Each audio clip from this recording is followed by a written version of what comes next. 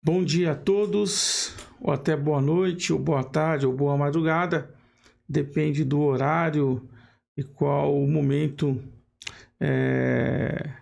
a qual aqueles que nos acompanham no umdia.com estarão por acompanhar esse bate-papo, essa prosa aberta com a nossa estimada e querida presidente da OAB da Subseção de São Miguel, doutora Silvia. Doutora Silvia, um dia de vida para a senhora. Tá? E eu já inicio, doutora, faço uma exposição de maneira sintética, bem objetiva, da sua trajetória dentro da advocacia e até assumir esse desafio. Acredito a primeira mulher eleita, além da doutora Patrícia como presidente da OAB São Paulo, mas a doutora de maneira mais peculiar como a primeira mulher a ser eleita para o cargo de presidente da OAB situado na subseção de São Miguel. Como foi essa trajetória, doutora? Como foram os percalços sobrepujados, suplantados? Bom, então vamos lá. Primeiramente, olá a todos, né? Bom dia, boa tarde, ou boa noite, ou boa madrugada, como o Dr. Robson falou. Primeiramente, quero agradecer pelo convite, de estar aqui no umdia.com. Tá? Para mim é uma grande honra.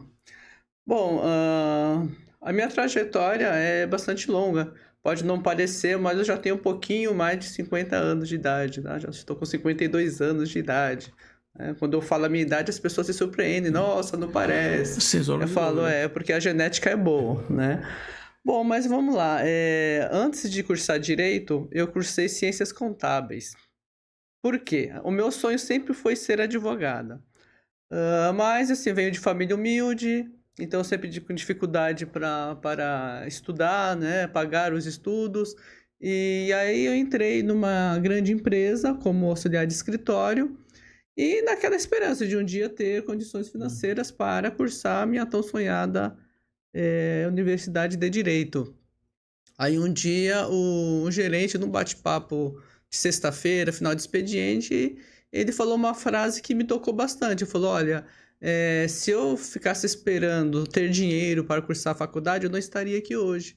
Eu fui para casa naquele dia com esse pensamento. E aí eu comecei, fiquei juntando dinheiro, pelo menos para a matrícula para os primeiros meses. E aí nessa mesma empresa eu fui bater as portas do jurídico. Por quê? Porque eu gostaria de ver a possibilidade de fazer estágio lá nessa empresa. Só que falaram para mim abertamente que lá eu não teria essa oportunidade, que lá eles não pegavam estagiário. Então eu fiquei bastante decepcionada. Então eu pensei, bom, eu vou ter que deixar de ser auxiliar de escritório e ser alguma coisa a mais para que eu pudesse ter condições financeiras. E era uma empresa ligada ao mercado financeiro, então eu fui cursar contabilidade. E deu certo. Eu passei de auxiliar de escritório para analista de balanço na época.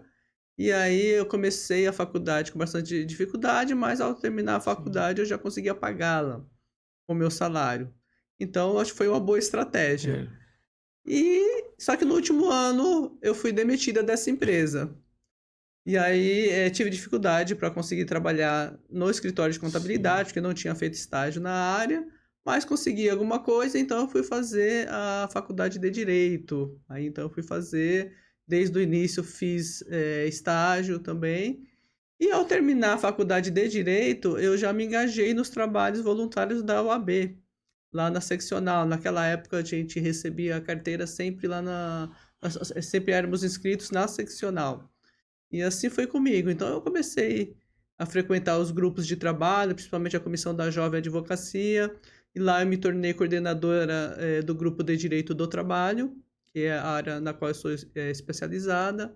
Então fui coordenadora da Comissão da Jovem Advocacia também, da seccional. Depois eu atuei como advogada da ativa na sexta turma do Tribunal de Ética e Disciplina da UAB. Isso em meados de 2009, 2010, mais ou menos. E aí, em 2015, eu falei, não, tá na hora de eu transferir a minha ordem para São Miguel e me engajar nos trabalhos, porque eu sempre morei na região, né? Então, já passou a não fazer mais sentido para mim ficar só na seccional. Então, eu transferi. E naquele ano, 2015, era ano de eleição. E aí eu fui convidada por alguns colegas advogados para participar de reuniões, enfim. E aí eu fui nessas reuniões e lá as pessoas estavam um pouco decepcionadas com a gestão, achavam que era hora de mudar e tudo mais, enfim. E aqui houve aquela discussão, várias pessoas se apresentando, até que um colega achou que eu deveria ser a cabeça de chave da chapa de oposição. No início eu resisti bastante, porque eu estava chegando naquele ambiente, naquele momento, então eu achava que não era o meu momento, que era o momento de outras pessoas mais experientes, enfim, né, com mais engajamento na subseção. Mas, enfim, acabei sendo vencida, houve um pedido de várias pessoas e eu acabei aceitando aquele desafio. Então, eu disputei a eleição naquela época e nós obtivemos 2/3 dos votos. E foi bastante significativo para uma chapa de oposição, né? Principalmente porque era um grupo muito consolidado na subseção. E foi, né? Então, aí passou-se os 3 anos, em 2018 teve novamente eleições, mas aí foi muito difícil a gente conseguir reunir todo aquele grupo de 2015. De 2015 eram mais de 30 advogados engajados, né, por mudança. E todo esse pessoal acabou se dispersando nos 3 anos. Então, em 2018, falei, e agora, né? Eu me sentia na obrigação de concorrer novamente por conta daqueles 2/3 que eu havia obtido, né? Então, eu me sentia na obrigação de honrar esses votos, né? Eu falei, se eles votaram em mim é porque eles esperam, né? E aí a gente conseguiu montar uma chapa, mas foi com muita dificuldade naquele ano. E aí montamos a chapa e aí faltou um pouquinho mais de 100 votos para a gente se eleger, né? E aí passou-se novamente mais os 3 anos, e aí em 2021, novas eleições, e veio novamente o convite para que eu concorresse às eleições. Só que as coisas na vida da gente acontecem, né, Dr. Robson? E no final de 2020, eu fui diagnosticado com câncer de mama.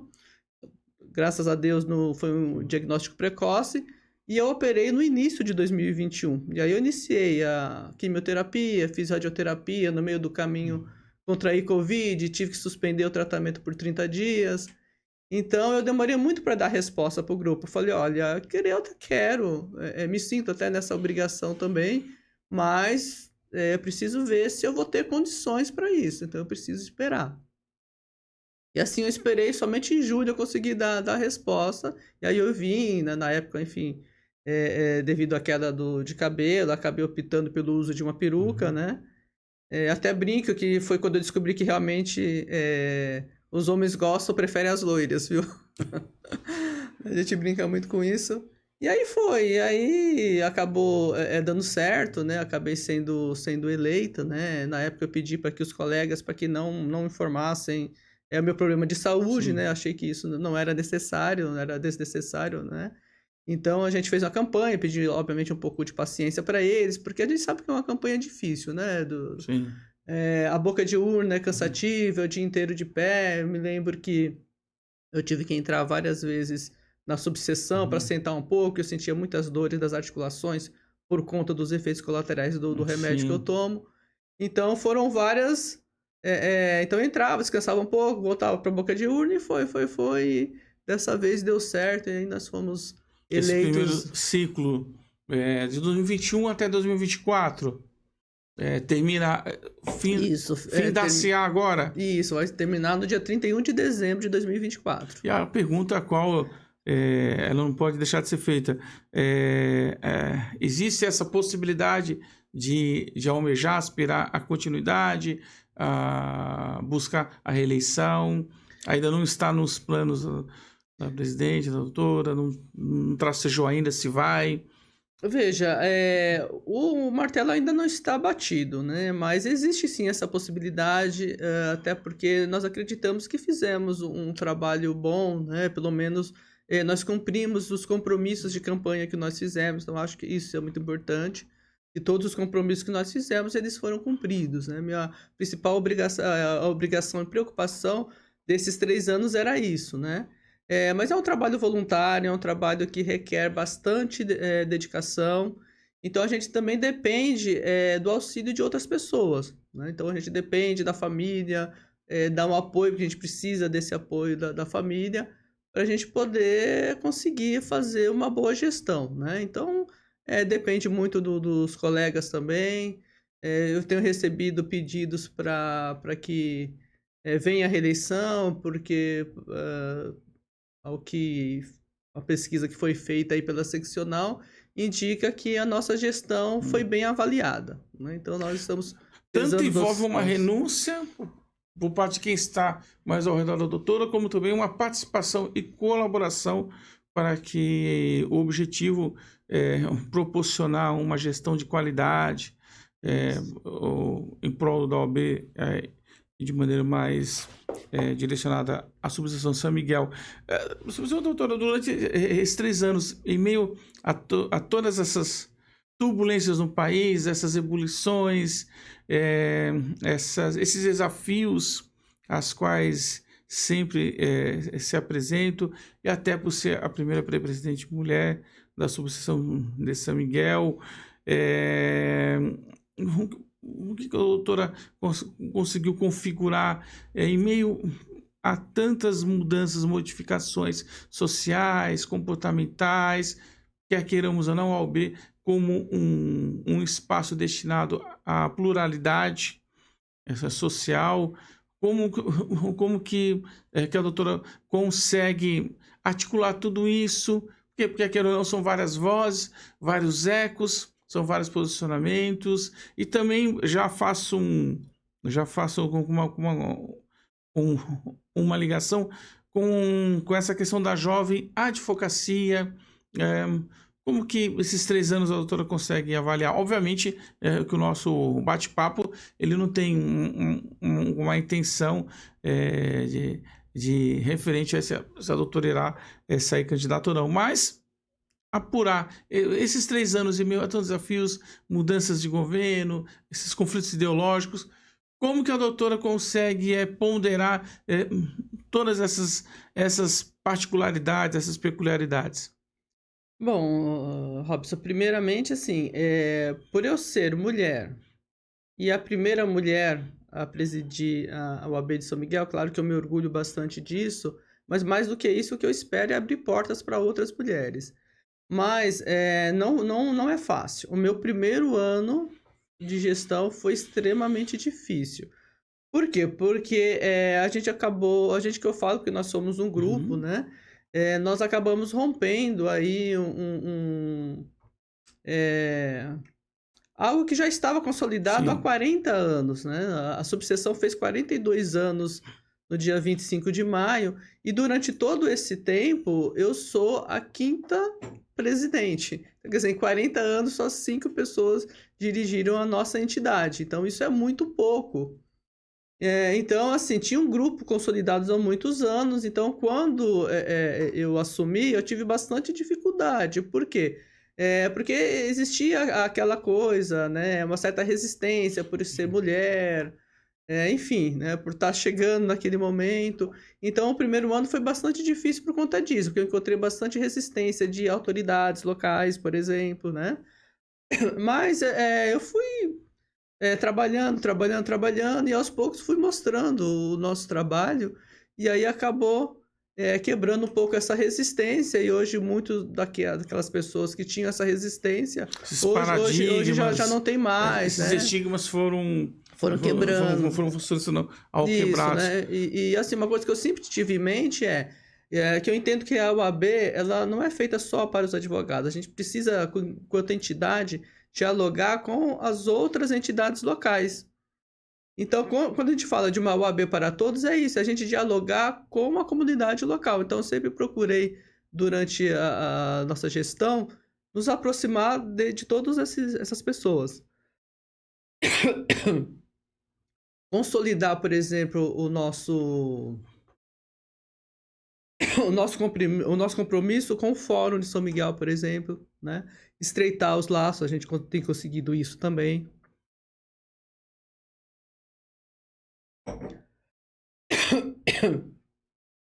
E, então, assim, conversar com as subprefeituras, associação comercial, associações de bairros.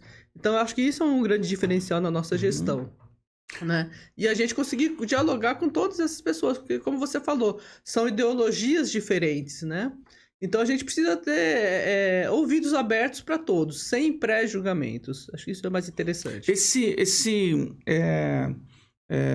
obstáculos aos quais, conforme focado, foram transpostos e que prosseguem, porque sempre surgem desafios com as autoridades, essa, essa relação com o judiciário, com a magistratura, com a promotoria, é, como que a doutora conseguiu concatenar tudo isso, conciliar tudo isso, para que não houvesse estridências, porque há uma conjugação entre promotoria, magistratura e a advocacia, mas em certos momentos isso parece desfocado, parece que a advocacia não está no mesmo patamar da magistratura e da promotoria.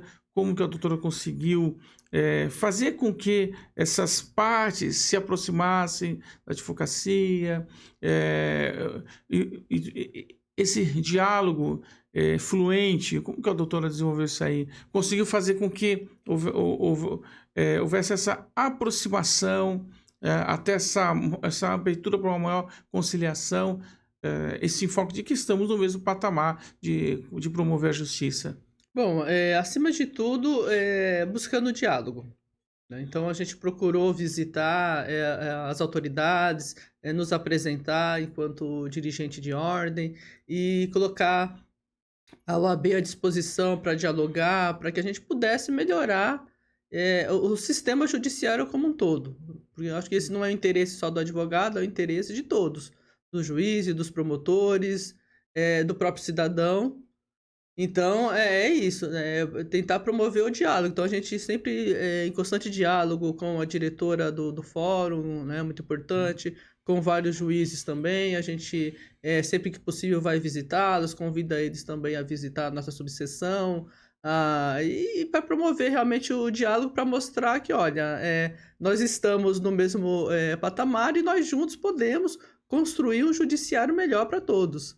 E esse é o objetivo de todo mundo. E da mesma forma, também convido sempre os advogados a participarem também, né? Às vezes tem alguma situação pontual em determinada vara do Fórum São Miguel, por exemplo, a gente já conseguiu, através do diálogo, conseguir resolver, né? E o último caso, se não conseguir resolver, se precisar acionar as prerrogativas, nós estamos aí para isso, né? Hoje nós temos uma prerrogativa forte, atuante, que tem o telefone de plantão, que sempre que é acionado ele atende, mas sempre nesse sentido, sempre buscando, acima de tudo, o diálogo, porque se a gente não buscar esse diálogo, vai ficar sempre esse embate, e é um embate que nunca vai terminar, né? Então, eu acho que não é por aí. Eu sou muito afeta ao diálogo mesmo, tá?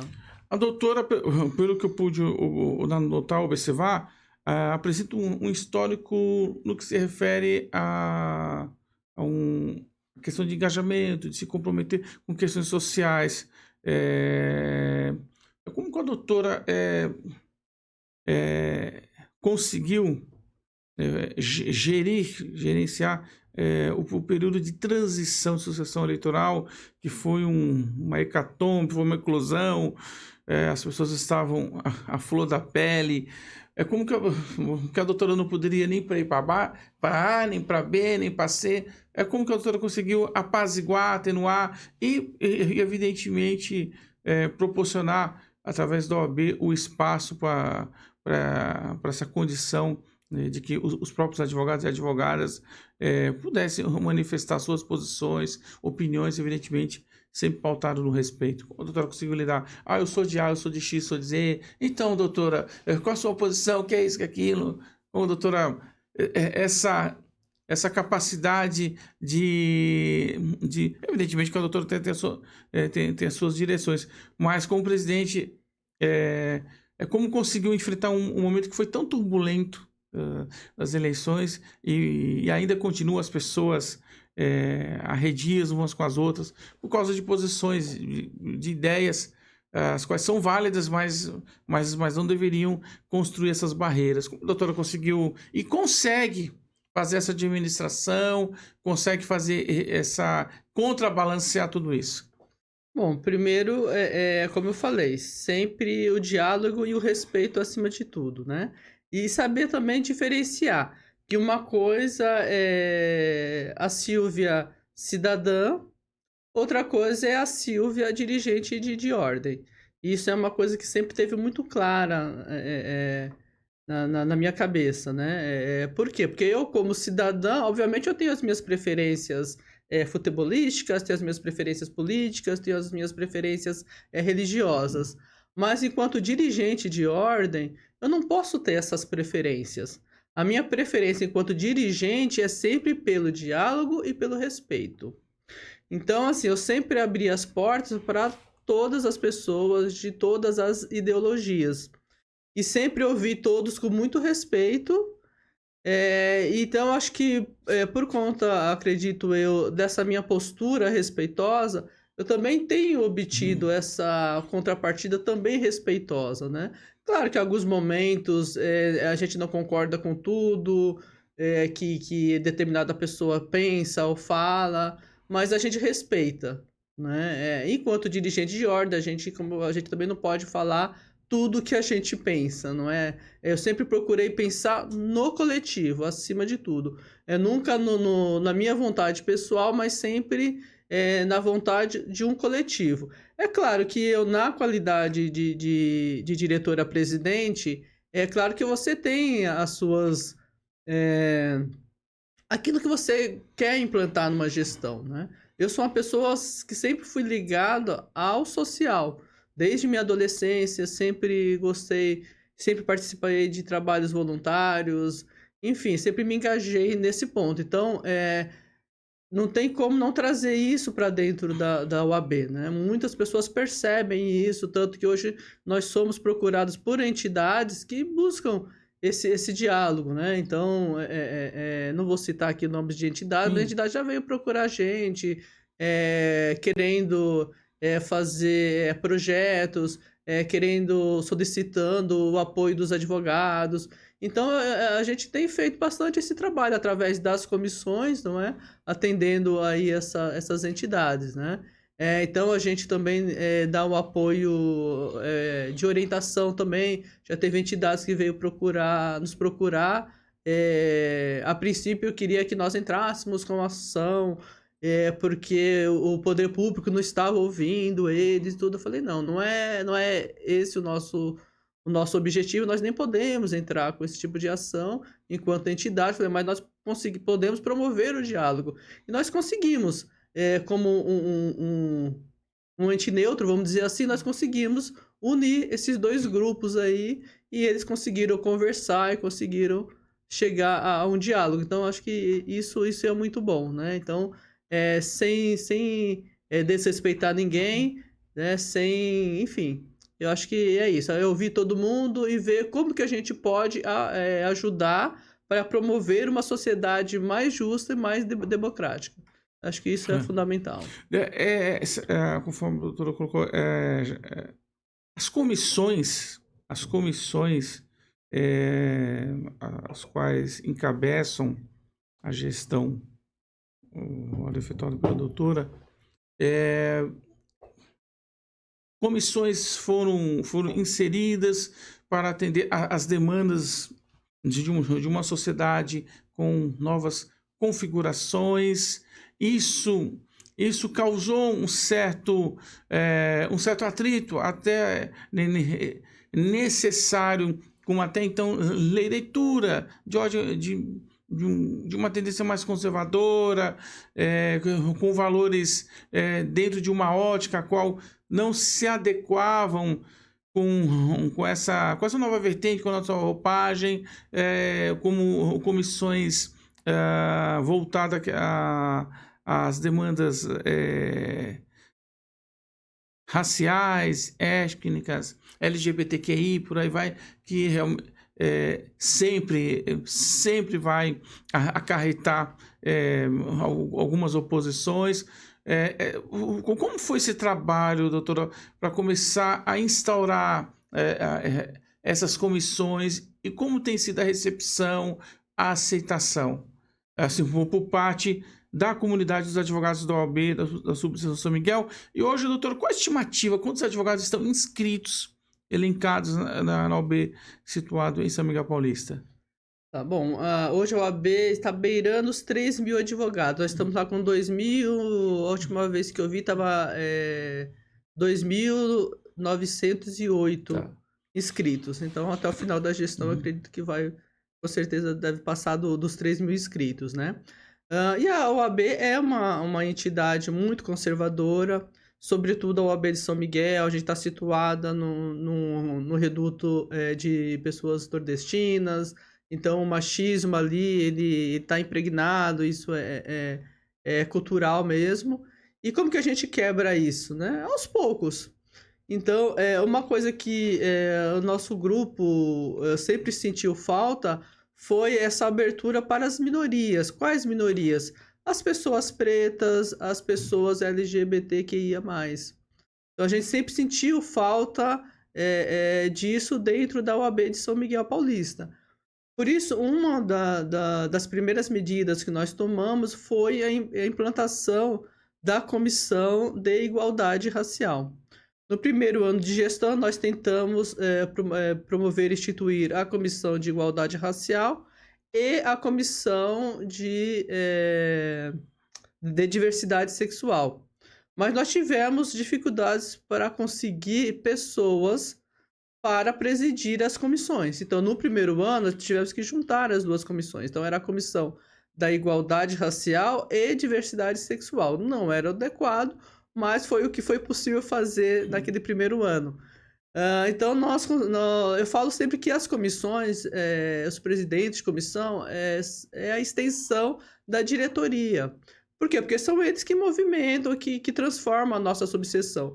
Isso aconteceu no primeiro ano, nós tivemos um bom presidente da igualdade racial, no segundo ano também, né? No primeiro ano tivemos o doutor Adelson Mendes, que foi muito bom. No ano seguinte ele não pôde, por questões pessoais, permanecer à frente da comissão, e aí nós indicamos a vice-presidente na época, que era a doutora Agatha Nunes, que também fez um excelente trabalho no ano seguinte, e aí no ano seguinte nós conseguimos separar as comissões. Então, hoje nós temos a Comissão da Igualdade e a Comissão da Diversidade. Nós conseguimos pessoas engajadas que pudessem trabalhar essas questões, né? Então, isso vem acontecendo esses anos. É claro que a gente encontra, assim, algumas resistências, porque, como eu falei, nós somos seres humanos e, como tais, as pessoas são preconceituosas, são racistas. Então, nem todos gostam dessa, digamos, abertura que foi dada. A gente tem consciência disso, mas a gente também tem consciência que isso é uma necessidade. É uma necessidade. Não só aqui em São Miguel, mas na UAB por inteiro, né? Então, por isso também essa é uma bandeira levantada pela doutora Patrícia Vanzolini e pelo doutor Leonardo Sique, que também trouxe essa abertura, né? A doutora fez a menção sobre igualdade racial. Até o professor Lúcio Cugo, que faz parte da Universidade da Paraíba, salvo engano, se não estiver equivocado, ele enfoca de que somos uma nação de mestiço, de miscelânea de raças. Provavelmente pode haver pessoas racistas, como pode haver pessoas abusivas, arbitrárias. Quando se fala essa questão de igualdade, isso se refere de que a OAB como instituição ela era até então capitaneada por pessoas as quais restringiam o acesso de pessoas da melanina negra a determinadas posições e como que a presidente enfrenta essas oposições? Porque oposições que talvez enfoquem, que não desencadeia a igualdade, mas apenas com um discurso vitimista. Como que a presidente consegue equilibrar tudo isso? Então, bom, primeiramente, eu não acho que a OAB em si, pelo menos eu, Silvia, acredito nisso, que não é que houve um impedimento para que essas pessoas chegassem, mas a verdade é assim, que quem está no poder, ou mesmo que não esteja necessariamente no poder, pode ser em qualquer, enfim, ninguém gosta de perder lugar para outro grupo. Então vamos falar, por exemplo, das mulheres. Entendeu? A mulher hoje dirige caminhão, dirige avião, joga futebol. Então, de certa forma, a mulher ocupou e vem ocupando espaços que eram restritos aos homens. E quem perdeu espaço com isso? Os homens, evidentemente. A mesma situação com relação às pessoas pretas. As pessoas pretas estão ocupando lugares de pessoas brancas, mesmo eles sendo a maioria. E é lógico que as pessoas brancas não gostam de perder espaço. Ninguém gosta de perder espaço para ninguém. Só que isso não é questão de. É uma questão de necessidade. Eu acredito que a gente só vai ter uma sociedade justa na hora que a gente tiver essa paridade, tanto de gênero como de raça.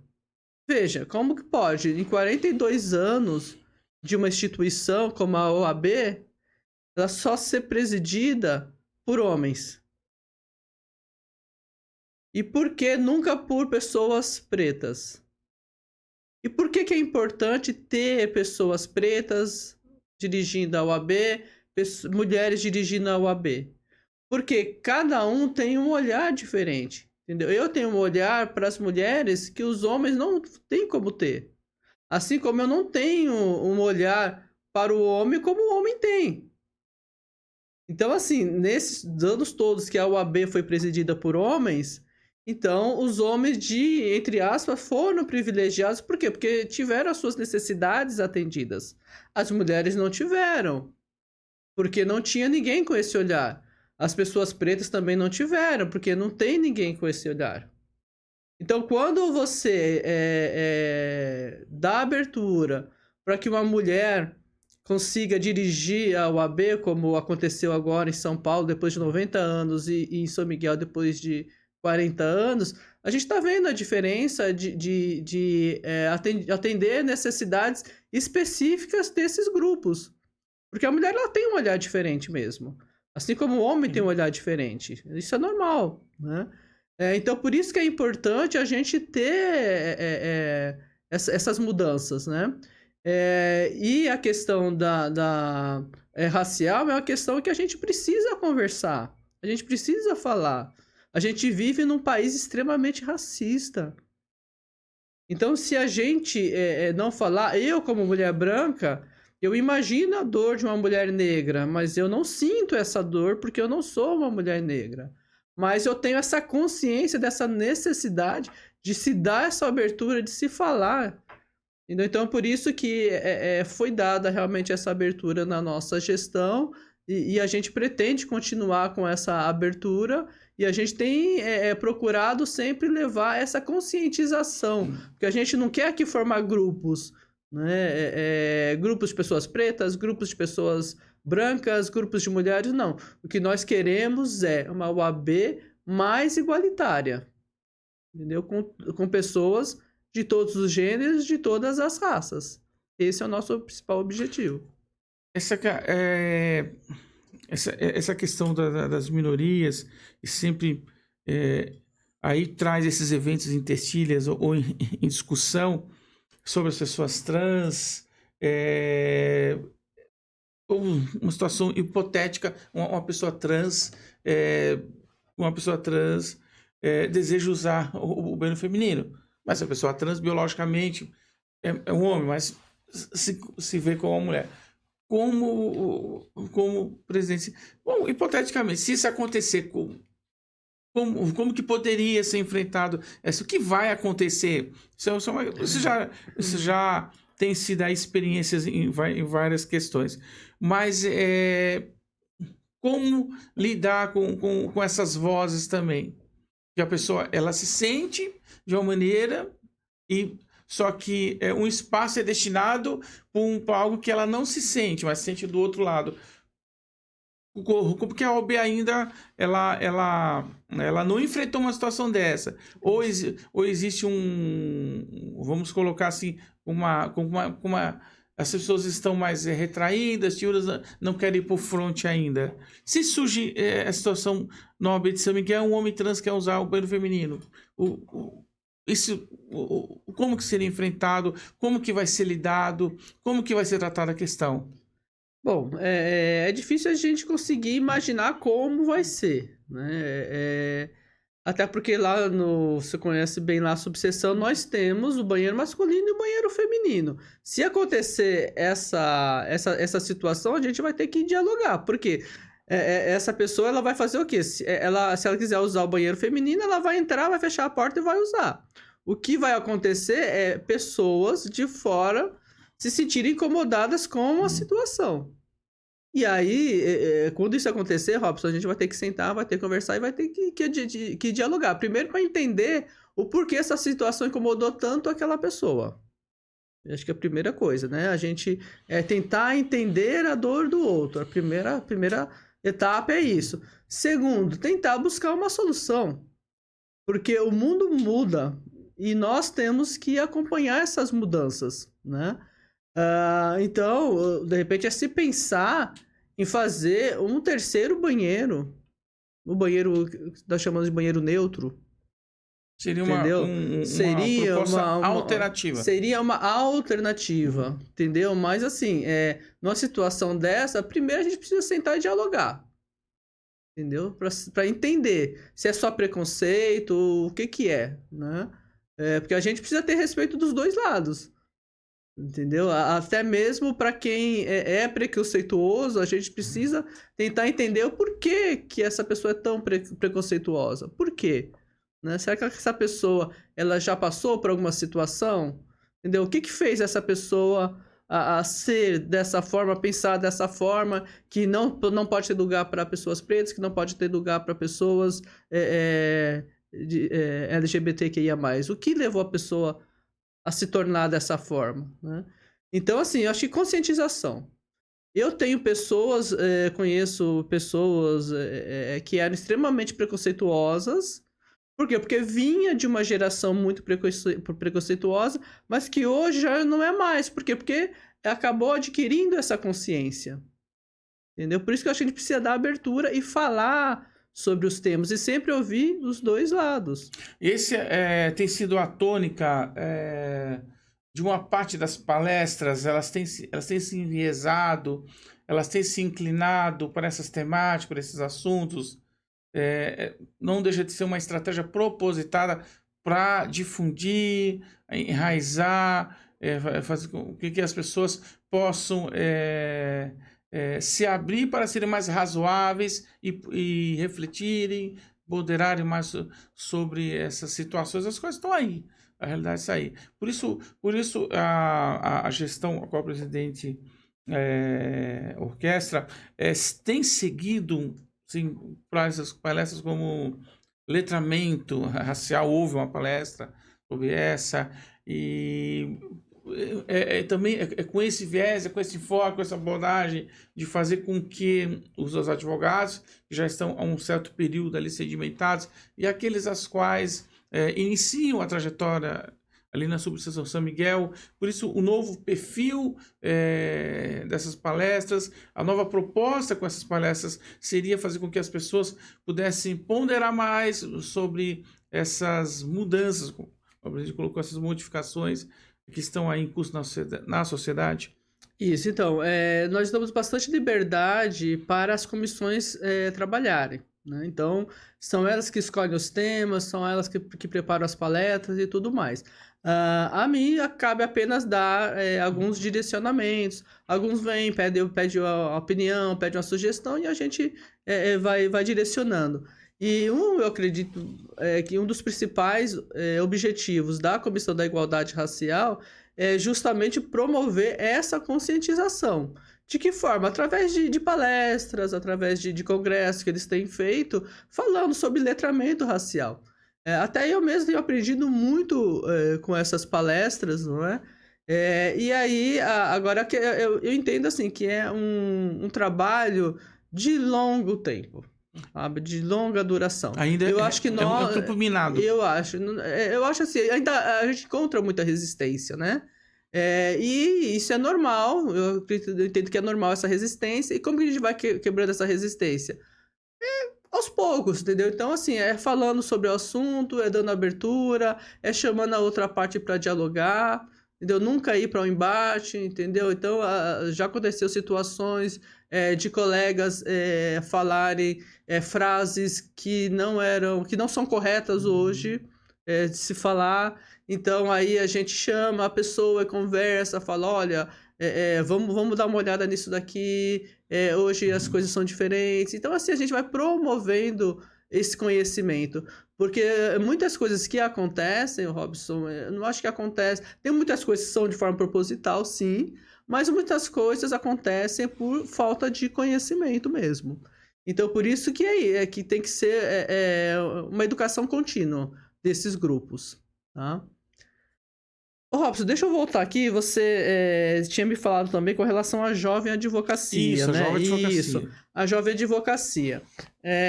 Eu tenho pedido muito aos diretores, aos presidentes de comissão, um olhar diferente para a jovem advocacia de hoje. Por quê? Porque os jovens de hoje, eles ou começaram ou terminaram a faculdade em plena pandemia. Foi um momento terrível que o mundo viveu. Sim. Então, assim, eles iniciaram ou terminaram a faculdade com muitas deficiências mesmo, deficiências técnicas, tá? Então, é a nossa função, a nossa obrigação enquanto dirigente de ordem, o quê? Estender a mão para esses advogados. Então, eu tenho pedido para os colegas mais experientes também, para que tenham esse olhar e para que nos ajudem a ajudar esses jovens. Sim. O que a gente percebe neles? É uma grande vontade de aprender, junto com aquela ansiedade da juventude. Aquele ímpeto, aquele ímpeto, né? Então, é muita pressa para tudo, aquele afã, entendeu? E nisso eles acabam, às vezes, acabam infringindo a ética, mas não porque querem, por falta de conhecimento, então acabam enfrentando, se colocando em situações que poderiam ser evitadas, né? Então, por isso, a gente vem fazendo esse trabalho aí, a doutora Tatiane Leite, que é presidente da Jovem Advocacia lá de São Miguel, tem feito um excelente trabalho nesse sentido aí, de promover cursos de formação mesmo, para poder ensinar esses jovens mesmo a prática forense, que a gente não aprende nos bancos de faculdade. Sim. Não é? E a gente tem também tido apoio dos advogados mais velhos também, que tem esse olhar. Então, a gente tem promovido aí oficinas, e a gente tem tentando promover o network para trocar experiências, né? Hoje a gente tem muita dificuldade de trazer as pessoas para dentro da subseção. Hoje as pessoas querem tudo de forma virtual, né? Então a gente percebe isso. Quando você faz uma palestra presencial, você tem lá 30 pessoas, 40 pessoas, às vezes menos. Quando você faz uma virtual, você tem 100, 200, entendeu? É muito mais dependendo da capacidade daquela plataforma. Então a gente percebe isso, não só na UAB, mas em todo lugar. E a gente percebe isso daí também. Eu tenho dialogado com outras entidades também, entendeu? Com outros conselhos, eles falam isso também, eles perguntam, olha, aqui acontece isso com vocês também? Os próprios professores, diretores de universidade também falam isso. Olha, quando a gente faz algo presencial, o quórum é pequeno, quando a gente faz virtual é imenso, lá também acontece isso, eles perguntam muito para mim. Também acontece. Também acontece. Mas a gente tem tentado conscientizar também o jovem advogado que o network é muito importante. Essa reciprocidade. Isso, entendeu? Por quê? Porque é você indo num evento presencial que você vai conversar com o colega, vai conhecer o colega, vai fazer parcerias. É aí que as coisas funcionam, não é no meio virtual. Sim, sem sombra de dúvida. E, presidente, é, essa proximidade com as universidades é, pode-se considerar haver hoje uma mercantilização dos cursos de direito? Porque o curso de direito, em comparação com outros cursos, para certas instituições, ele não apresenta uma onerosidade. Dispor da sala e não há necessidade de laboratório. Essa mercantilização a qual se observa dos cursos de direito, essa virtualização da área jurídica dentro de uma sociedade, a qual não existe aquele fomento, aquele estímulo, aquela motivação para a leitura, né? E sem fazer propaganda pessoal, né? Mas eu participei do concurso de poesia da OAB em 2010, quando era. E aí eu fui contemplado, e de lá para cá eu comecei a analisar os cursos de direito. Você não consegue extrair escritores, poetas, romancistas, e sem sombra de dúvida, no início do século, todos esses atributos apanágios, eles estavam já entranhados no curso de direito. Como lidar com isso? Como superar isso? Como corrigir, até em decorrência de uma educação a qual a maioria advém precária, deficitária, e a pessoa ela desemboca no curso de direito, e essas arestas elas não vão ser removidas em 5 anos. E aí desaga no OAB, e ainda bem existe essa ocupação agora, até para amparar esses advogados. Como tem sido feito para procurar melhorar a questão da formação desse jovem advogado, para que ele não apenas, que às vezes eu analiso essa visão apenas mercantilizada, a qual se infestou pelas redes digitais. Faça o curso comigo e que você vai ganhar R$1 milhão. E aí esse jovem advogado, que é o alvo principal dessas pessoas que lamentavelmente também são advogados, e se aproveitam dessa pessoa que está diante de um mercado, diante de um mercado em meio a uma sucessão de desafios, e acaba por fazer aquele curso, se frustra, se decepciona, muitos abandonam, muitos também acreditam que apenas a esfera pública vai ser o antídoto para todos os seus malefícios, e também acaba por não conseguir. Como que a presidente tem procurado ajudar esses advogados a perceber de que a advocacia ela não é apenas, obviamente, todos nós almejamos o retorno, sendo duro, mas ela não se resume apenas a isso. Ela vai além, conforme a doutora ressaltou, o comprometimento com a sociedade, até essa sacrossanta missão de viver e de existir também pelo outro, a qual compõe a advocacia. E isso se perdeu a partir dos cursos de direitos dos anos para cá. A presidente consegue extrair isso? Se perdeu isso? Infelizmente, essa mercantilização é algo que é notório e de muito tempo, infelizmente. Eu acho que se perdeu, sim. Ser advogado, para ser advogado, a pessoa tem que ter vocação. Tem que ter vocação. E não é só a vocação de ir lá fazer uma peça, não. Vai muito além disso. Então, realmente tem que gostar de escrever, tem que gostar de ler muito, tem que saber fazer isso. Antigamente, o advogado ele tinha vários requisitos necessários para a profissão que hoje já não se tem mais, né? Hoje é tudo muito tecnológico. Essa geração de hoje que é de muito digital. Então, aí, nós que somos de outra geração, a gente tem esse desafio também, que nós temos que fazer com que o advogado ele se sinta atraído também por essas questões mais tradicionais, vamos dizer assim. Então, como é que... Porque o curso de Direito é uma tradição, é uma profissão tradicional. Só que com essa era digital mudou muito. Então, você vê, hoje a gente muitos já não tem mais escritórios físicos, hoje são escritórios digitais. Então, como você faz para aliar o tradicional a essa modernidade? Então, essa é a grande dificuldade. A gente tenta levar essa conscientização para os jovens, que ó, você precisa sempre ler, precisa estudar, entendeu? Não pode pegar uma ação e já ir fazendo, não, precisa estudar, como é que faz isso, quais são os caminhos. A gente sempre procura fazer com que ele entenda que para uma mesma situação há vários caminhos, há vários direcionamentos, então ele precisa estudar isso e ter essa noção, ter essa consciência, para que ele consiga fazer essa distinção e escolher qual é o melhor caminho para o cliente dele.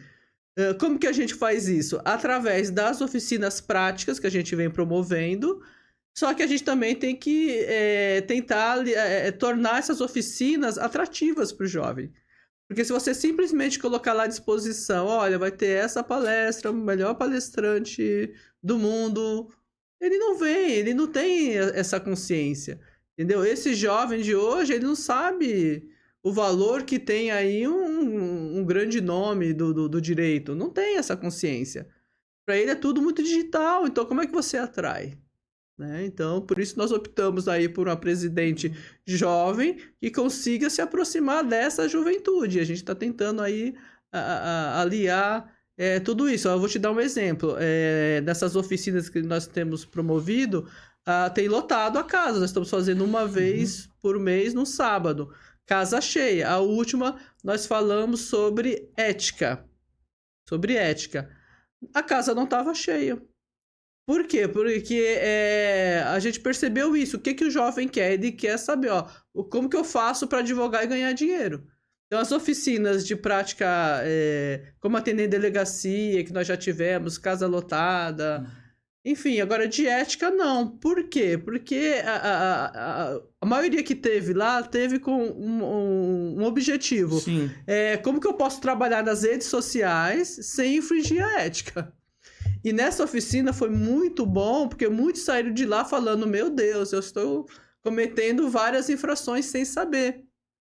Entendeu? Então, assim, esses daí são conscientes de que eles precisam vir. Entendeu? Porque senão eles vão continuar fazendo coisas erradas. Essa e a gente leitura tem que... pragmática, essa visão utilitária, o que me importa é o que me vai ser útil, e sem compreender também o fim, essa situação da finalidade. E além disso, o presidente mencionou sobre a questão das mulheres, esse desafio, a sua diretoria, ela se estrutura hoje com uma participação mais expressiva de mulheres. Existe um equilíbrio ou não? Essa gestão específica, ela tem uma incidência maior no que alude à presença de mulheres? Isso foi uma escolha ou uma deliberação consensual? Isso, a nossa diretoria ela é formada por maioria de mulheres. Também foi uma novidade, um diferencial dessa gestão, né? E as comissões também são formadas, a maioria dos presidentes de comissão são mulheres, mas aí não foi algo direcionado pela diretoria. O que nós fizemos? Nós abrimos uma consulta pública, né, aos advogados inscritos na OAB, perguntando, olha, você tem interesse em presidir as comissões? Nós temos várias comissões que estão com o cargo de presidente vago. É um trabalho voluntário, que requer tempo, que requer disponibilidade. Então, nós abrimos essa consulta e as pessoas se inscreveram E aí nós, a partir dessas inscrições, nomeamos os presidentes. E sempre teve a maioria de mulheres interessadas. Então isso é muito interessante. Se predispuseram, Isso, fizeram. justamente. E aí eu já efetuo um gancho com a presidente. Vira e mexe, existe essas tramitações, há essas tramitações no Congresso para o estabelecer de um certo percentual de cotas para mulheres participarem dos pleitos a quem aspira a cargos legislativos, sejam municipais, federais, estaduais. Como que a presidente observa isso? Até porque, em tese, segundo a Constituição, não há nenhum óbice, nenhum empecilho, nenhum entrave para que mulheres adentrem e também concorram a cargos legislativos. Para a presidente, torna-se de bom parecer haver essa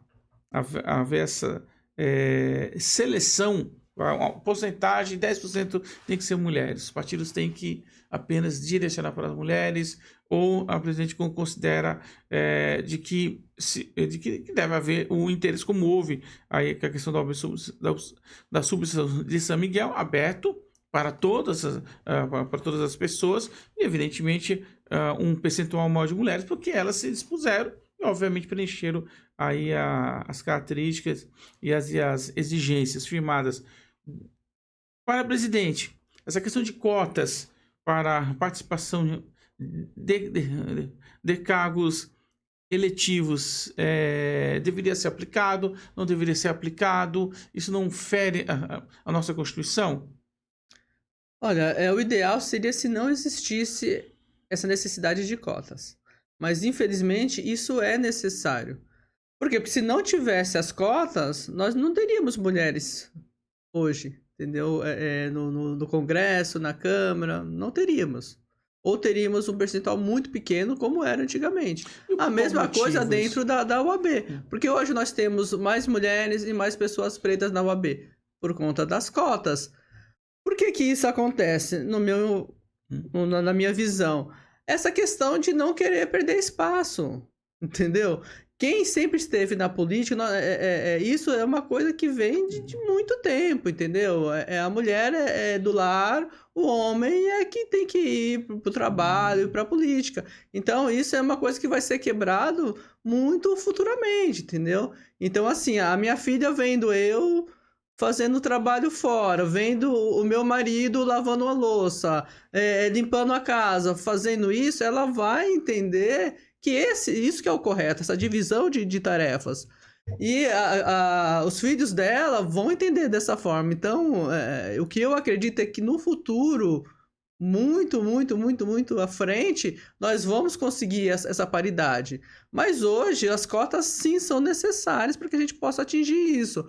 Mas não adianta ter só as cotas se você não incentivar as mulheres a ocuparem esses cargos, porque para a mulher é muito difícil, entendeu? Porque ela tem que abrir mão de outras coisas, né? Então, eu tenho vários exemplos aí na UAB, com outras colegas presidentes também. Eu já tive em eventos que a colega ali na mesa de trabalho ali pedindo um iFood para o filho que estava em casa. Quer dizer, são situações que o homem não passa, entendeu? Já aconteceu de receber pelo celular mensagem da pessoa que ajuda na sua casa perguntando: o que eu faço hoje para o jantar? Entendeu? O que eu faço isso? Aconteceu isso, o que eu faço? Você percebe, Robson, que você não vê, homem não jamais passou por essa situação, entendeu? Então as mulheres passam, e as mulheres têm o quê? Tem que se adaptar a isso, entendeu? Se você, para você estar na política, você precisa abrir mão de várias coisas, entendeu? Então, assim, você abre mão do convívio com a família, com o filho, mas é necessário. Então, se ela não tiver o apoio para fazer isso, ela não faz. Se eu não tivesse o apoio da minha família para estar na UAB, eu não estaria. Esse esteio foi o divisor de águas. Esse apoio, esse suporte. Entendeu? Porque assim, uma coisa é você estar num cargo simplesmente por você estar no cargo. E isso, ok, é muito fácil, entendeu? Ok. Passa lá quem tem para assinar, você vai lá e assina. Outra coisa é você efetivamente cumprir aquilo que o seu cargo determina que você faça. Entendeu? Que é o quê? Que é buscar melhorias para os advogados, por exemplo, entendeu? Se você ficar parado esperando, Robson, as coisas não acontecem, entendeu? Eu aprendi isso nesses 3 anos, entendeu? Não basta você fazer um ofício e encaminhar para a seccional pedindo determinada coisa para nossa subseção, entendeu? São 250, mais de 250 subseções, são 252 subseções, Isso se não me falha a memória, aqui em São Paulo, entendeu? Então, assim, e é todo mundo fazendo vários pedidos ao mesmo tempo. Então, assim, você encaminhar um pedido, vai ser só mais um pedido. Aí você fala, assim, me pergunta aí, como é que você faz para conseguir ir para São Miguel? Você tem que estar lá, entendeu? Batendo na porta lá, falou assim, olha, eu sou a Silvia, sou lá de São Miguel, olha, tem isso aqui pedido, olha, entendeu? É assim que você consegue as coisas, e isso dá muito trabalho, isso desgasta muito, isso demanda muito tempo, entendeu? Eu tenho o meu escritório, quem é que cuida do meu escritório hoje? É o meu marido, eu pouco vou ao escritório hoje, por conta da UAB. Mas tudo bem, eu sabia disso, eu me dispus a isso com a concordância dele, obviamente, né? Como eu te falei, a família precisa te apoiar nisso, porque senão as coisas não fluem. Tá? Então é isso. Né? Você efetivamente arregaçar a manga e ir para o trabalho é difícil. Ir para o front é difícil, entendeu? E as mulheres precisam ser incentivadas a isso. Né? Porque quando eu falo muito, por que hoje eu estou como presidente da UAB? Porque eu não desisti, entendeu? Eu vim em 2015, 2018, só consegui em 2021. Qual que é a tendência? É você desistir, por quê? Porque você sofre muito preconceito, você sabe, as pessoas, elas falam coisas que machucam, né? Então, tudo isso você tem que ter um psicológico muito bom para você não absorver tudo isso e não ficar doente, a verdade é essa, entendeu? Então, assim, a mesma coisa acontece aí na política. Então, muitas mulheres, elas são desincentivadas a continuarem justamente por isso, entendeu? Porque quem tá lá não quer perder espaço, entendeu? Então, assim, você tem que ter as cotas, mas já tá, e aí?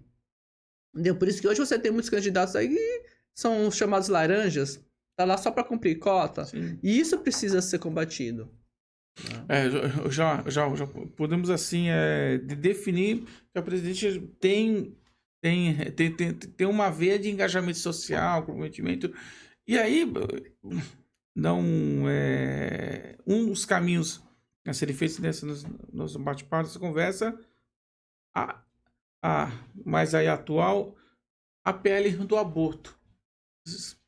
Como que a presidente faz a leitura de um tema complexo, intrincado, até porque esse tema ele parte do pressuposto do momento a qual se configura a vida. Como que a presidente analisa isso? Porque aí envolve a questão da mulher violentada, ela não teve o direito de escolha dela, foi anulado. E a outra ala, qual enfatiza veementemente de haver um ser humano, malgrado seja em potencial. Como que o presidente consegue... A presidente tem uma filha, então já é um outro cenário. Como o presidente faz a leitura dessa situação? Robson, é uma situação muito difícil, muito polêmica, mas assim, Silvia, sou contrária a esse PL, é um grande retrocesso. Porque tudo bem, vamos pensar, poxa, aquela criança, aquele embrião que tá lá, que não pediu para virar o mundo, que tá lá, e ela vai ser, como muitos estão falando aí, vai ser assassinada, né? Mas vamos pensar na mulher que sofreu aquela violência. Entendeu? A gente precisa fazer isso, vamos se colocar no lugar daquela pessoa, entendeu? Como que ela vai carregar durante 9 meses uma pessoa dentro dela sendo vítima de uma violência? Como vai ficar o psicológico dessa mulher? Então, primeiramente, tem que ser vista a condição da mulher. Da mulher. Então, isso é uma grande violência. Você pega ainda uma questão de crianças. De crianças aí de 10 anos. como a gente vê acontecer, não tem, entendeu? Primeiro que a criança de 10 anos não tem nem a estrutura corporal, o corpo dela ainda está em formação, não tem estrutura nem para levar uma gravidez adiante. E como é que ela vai cuidar de uma criança, entendeu? E a infância dela vai ser interrompida? É justo com essa criança? Entendeu? Então, quantas violências essa criança vai sofrer? Então, sabe, é uma coisa absurda. É uma coisa absurda esse projeto de lei. Na ótica da presidente, esse projeto de lei deveria ser derrocado, Com desmoronado. certeza, com certeza. O que caberia, no meu entender, seria aí um trabalho de conscientização, entendeu? Aquela mulher que sofreu violência, se ela precisa, a primeira coisa, atendimento psicológico, primeira coisa. Tá? Aí, se ela entender que ela consegue levar essa gravidez até o final, porque hoje você tem aí a entrega voluntária para adoção, né? A entrega legal, que é uma coisa que não se fala, deveria se falar, deveria ser mais incentivado, entendeu? Deveria ser mais incentivado e não é. Então, por que essas autoridades não pensam nisso? Entendeu? Criar essa conscientização. Olha, mulher, você sofreu uma violência. Então, é apoiar essa mulher. Assim, nós vamos te apoiar, vamos, sabe, te dar todo o tratamento psicológico, tudo que você precisar. E aí, tentar colocar nela essa consciência, entendeu? As pessoas são diferentes. Tem mulher que vai conseguir absorver aquela violência, que talvez consiga levar aquela gravidez até o final e depois entregar essa criança para adoção. Mas isso tem que partir dela, da mulher. Entendeu? Não tem que ser uma coisa imposta do jeito que está sendo. Isso é absurdo. A presidente defenderia a interrupção em casos pontuais, pormenorizados, como de uma mulher submetida a um ato a qual a sua capacidade de consentir foi anulada de violência. Então seria em questões com ressalvas. Com ressalvas. Agora você querer equiparar, sabe, o aborto com 22 semanas a crime hediondo, gente, entendeu? É surreal. Eu não consigo entender o que passa pela cabeça, o que passou pela cabeça desses parlamentares para poder definir isso. Outro detalhe, com relação a presidente fez toda essa referência à questão social, à questão da vida, a pena de morte. Como o presidente lê essa situação da pena de morte para um caso como esse? Eu sou contra a pena de morte. A pena de morte castração não vai... química. Não, a castração química, aí eu já sou favorável. Por quê? Nós estamos falando muito mais do que um simples criminoso. Estamos falando de uma pessoa doente, né? Uma pessoa que sabe que sente atração por crianças, que estupra crianças, é uma pessoa doente. Entendeu? Então, talvez a castração química seja uma solução para tratar esse criminoso que é um doente criminoso. Então, é algo, mas eu entendo que isso é algo que tem que ser muito debatido com a sociedade. Muito debatido. Então, eu sou a favor disso, sabe? Em consulta pública e muito debate. Tem que ouvir todos os lados. Todos os lados. E na percepção da presidente, a sociedade estaria preparada para discutir esses assuntos, até diante de toda a influência a qual a mídia despenca, com as suas propensões. De um lado para o outro, a mídia ela vai se mover segundo interesse. Isso já está demonstrado historicamente. A sociedade estaria preparada? Dentro do OAB, os advogados eles estariam aptos, sim, suscetíveis a escutar essas diferenças e construir soluções sobre isso? Eu entendo que, sim, os profissionais, advogados, médicos, enfim, todas as pessoas, as profissões envolvidas nisso, estão sim preparadas para discutir isso, tá? É claro que se a gente vai falar daquela população, é, aquela população que não tem estudo, não tem nada, essa daí, obviamente, não esteja tão preparada para isso, tá? Mas o papel fundamental que a mídia tem nisso, porque a gente sabe que a mídia ela é tendenciosa, né? Então, ela direciona as coisas de acordo com seus próprios interesses. E, infelizmente, isso acontece, tá? E a população que é menos abastada, o que que sobra para ela? Ela tem acesso à TV paga? Não tem. Então só sobra para ela o quê? A TV aberta e aquilo que ela tem para ver. E aí a mídia, sabendo disso, acaba se aproveitando dessa situação. Então aí precisa ter uma responsabilidade da mídia nisso, entendeu? E o debate ele tem que ser feito. Ele tem que ser feito, sim. E esse debate, presidente, ele não deveria, aí voltamos àquela, não deveria acontecer dentro das universidades. Isso se dissipou, se desfez, parece não haver mais notoriedade sobre isso. As próprias semanas jurídicas se transformaram mais em um balcão para a exposição do cursinho tal, do evento tal, e não com a finalidade de proporcionar ao estudante de direito de que ele, como um futuro bacharel em direito, e um futuro advogado, ele, além disso, ele é um cientista social, ele tem essa obrigação, essa responsabilidade de ser um porta-voz de reflexão. Isso também se perdeu, não? Sim, se perdeu. E a universidade tem sim essa responsabilidade.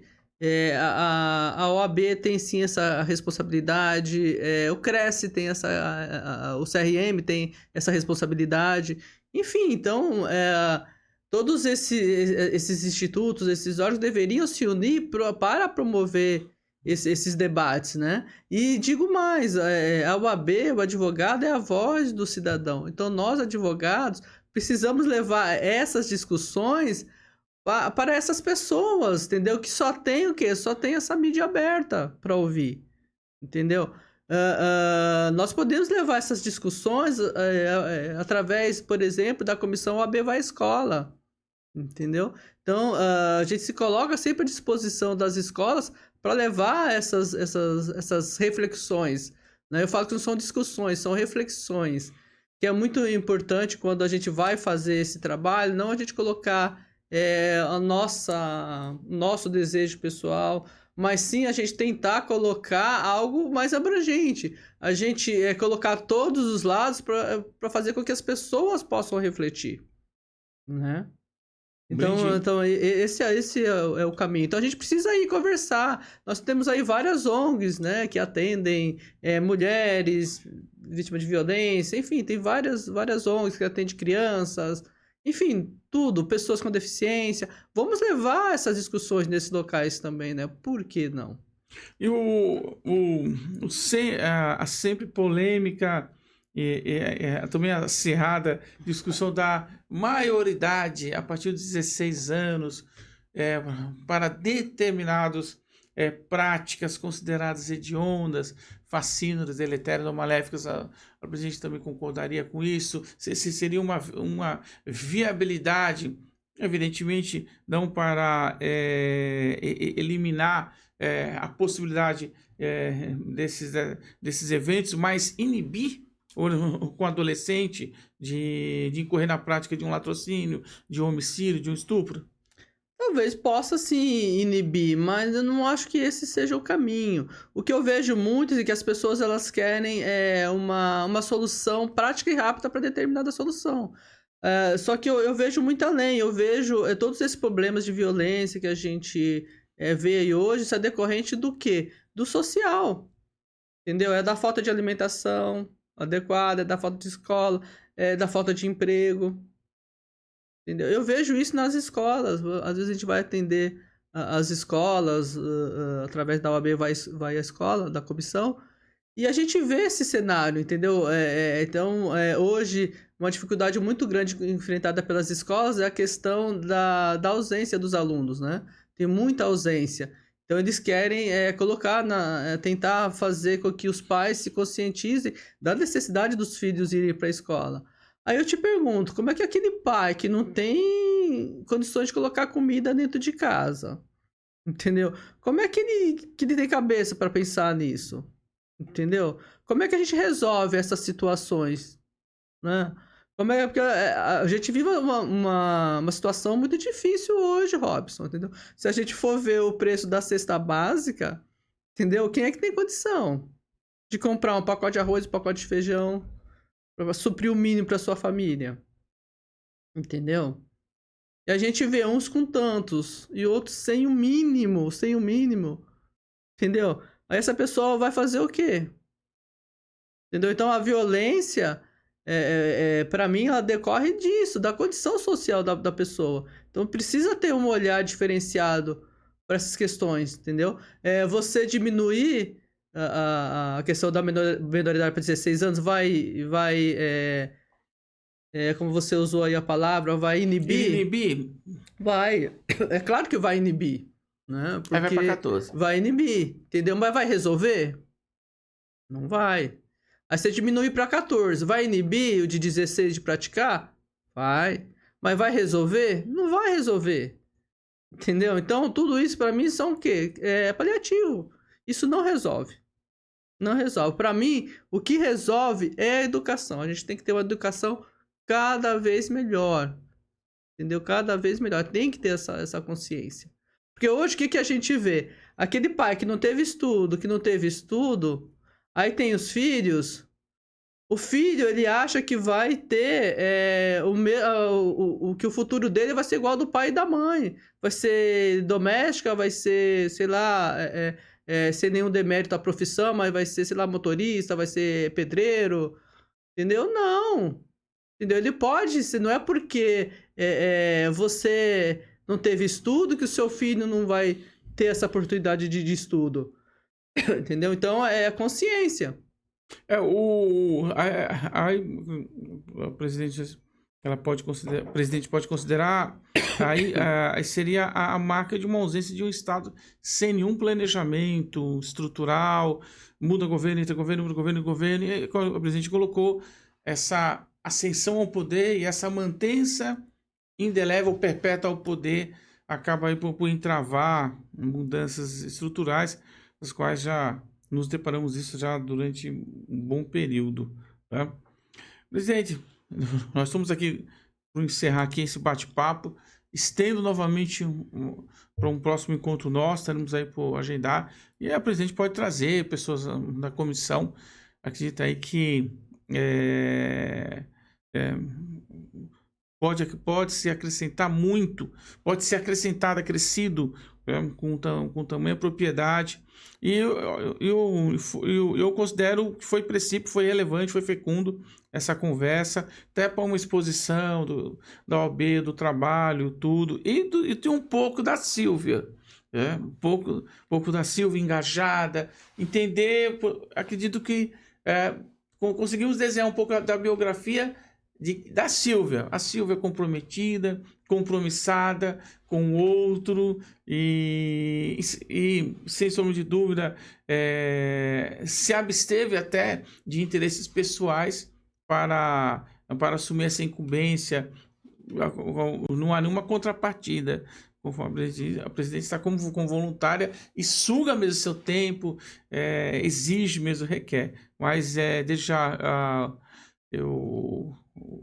os demais que participam do umdia.com somos agradecidos pela sua vinda, pela sua participação dentro da sua agenda, como presidente, como mãe, como esposa, como advogada e assim sucessivamente. E somos gratos pela sua participação, pela sua colaboração, e já estenda aí em uma próxima oportunidade, aí conforme estiver dentro aí das condições para a presidente participar, e também comissões também, nós estamos aqui abertos para dialogar. O espaço ele tem esse propósito, o diálogo, a discussão, uma discussão que a presidente mencionou, estribada, sentado, abalizado no diálogo, no diálogo. Então, obrigado, presidente, pela sua participação. E, presidente, pode fazer suas considerações aí, não finais, derradeiras, porque a gente vai voltar aqui novamente. Bom, eu quero agradecer mais uma vez por essa oportunidade, adorei participar desse podcast. Eu também tenho aqui um podcast aí também que eu faço lá pela Rádio Acapesp, inclusive amanhã nós vamos ter um episódio e vamos falar sobre uma questão bastante polêmica, que é as escolas cívico-militar. Então, se você quiser saber um pouquinho mais sobre isso, assiste lá o podcast amanhã a partir das 10 horas. Me segue nas redes sociais. E Silvia, pode falar? Pode falar, por favor. Brito.adv. E aí a gente vai estar lá falando a respeito disso. Tá bom? E, Robson, muito obrigado. Parabéns pelo programa. E é isso. Meus caros, todos aqueles que estão por nos assistir, nos escutar, um abraço e até breve retornaremos. E o convite aqui já está consolidado com a nossa estimada doutora Silvia. Brevemente ela retornará aqui conosco. Um abraço para todos. Doutora.